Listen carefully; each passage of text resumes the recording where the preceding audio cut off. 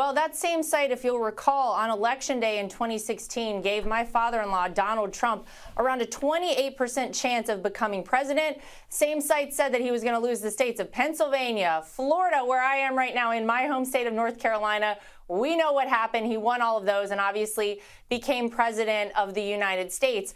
I think now more than ever, people are actually a little less likely to tell the truth on a whole host of fronts, but especially when talking to pollsters. There is such judgment that goes along with saying you're voting for a particular party. So I never put a whole lot of weight in polling. Polls have proven, especially in the past 6 years or so, to be very wrong.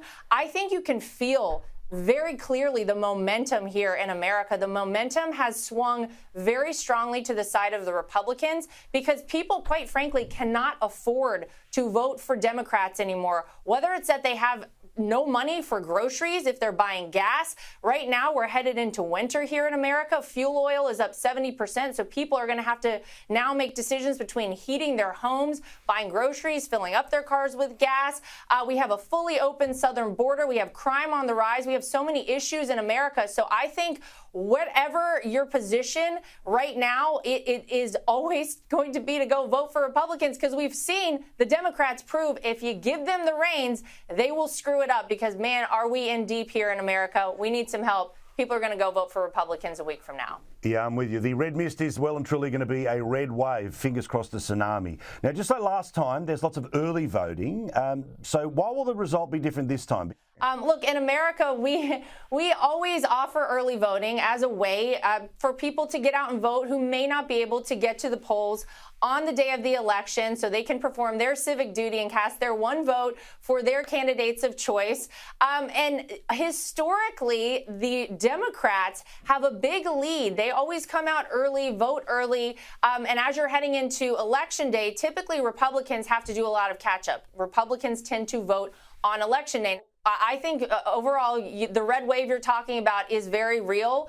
And I think, again, people have smartened up and they've kind of opened their eyes to maybe anyone that bamboozled them a little last time or in years past. They can clearly see they cannot vote for Democrats. And if you look at the historic numbers in states like Georgia, early vote totals will tell you Republicans kind of have a swing on their side. Now, what does it tell you, apart from the obvious, that Democrats who 2 years ago would have died for Biden now don't want him anywhere near their campaigns? Last weekend, he was back in the basement and it was the old man Obama that was on the stump. Yeah, I mean, it's sort of amazing to see. Joe Biden is like political poison. He is the anchor around the neck of the Democrat Party. No one wants him out campaigning with them because they know he's just going to drag them down. Look, it's his policies that have put America in the horrible position that we're in right now. And if we're being really honest, even in 2020, Joe Biden was not that popular. There was so much hate for Donald Trump spewed from the Democrats, Hollywood, the mainstream media, that a lot of people went out and voted for Joe Biden because he was going to be this great uniter. He was going to balance things out and, turn us around, and everything was going to be kumbaya and great. And of course, I think people were shocked at how epically he has failed on that front, but how quickly it also happened here in America. So yeah, they're bringing out the only person really they have left, Barack Obama, who's been out of office now for 6 years. Even bringing him out, I don't think that they're going to be able to cover up the mess that they've created here in America.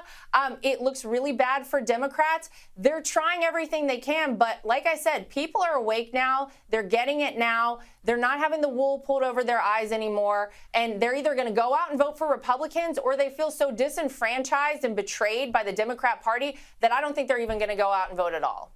So let's imagine that it all goes right on the night and Republicans win, either the House or maybe the Senate as well. They get the chance to stop Biden in terms of making anything worse via legislation, but doesn't he have the chance to stop them with veto powers? So what will actually change for normal people if the whole thing grinds to a halt for the next 2 years?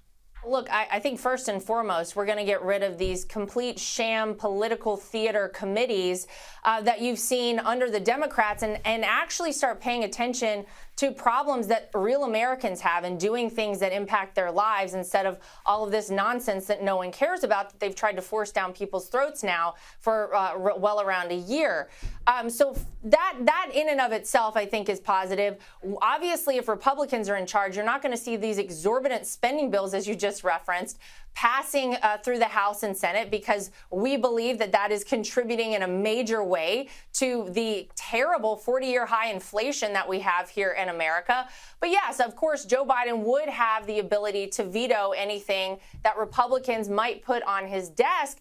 But if he does that, and it's something that could help America and would be positive overall for our country, I think it just goes to further show people how little the Democrats really care about them, and probably opens up a big window for Republicans to come in, sweep it all again in 2024, and of course, change the person in the White House, which, man, do we need to do that as quickly as we possibly can. And I wonder if you may well be seeing that person at some point in time, be it over Thanksgiving or Christmas, but fingers crossed. Now, finally, if the Democrats lose, Biden, of course, is going to be done. So give us an idea of some of the donkeys that may well line up to take his place in 2024.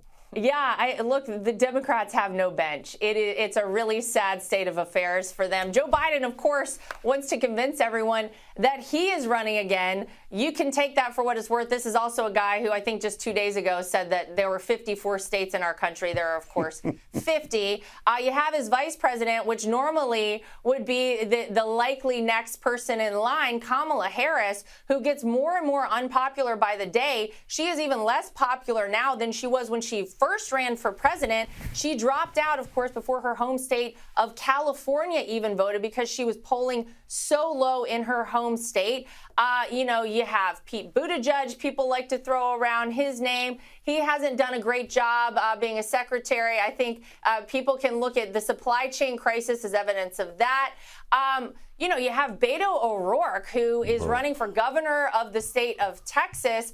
When he loses coming up on Tuesday next week, I suspect perhaps he would throw his hat in the ring for a fourth loss in a row. And of course, there's always Hillary Clinton, and nothing would make Americans happier than seeing Hillary Clinton lose a second time in a row. So let's see what happens. They've got really no one. We feel very positive on the Republican side, but I can tell you one thing. We don't take anything for granted. We are keeping our foot on the gas as we head towards next Tuesday. We're hoping for a big win there. And then, of course, we turn to 2024 because we need to get there for the sake of the future of our country as fast as we can.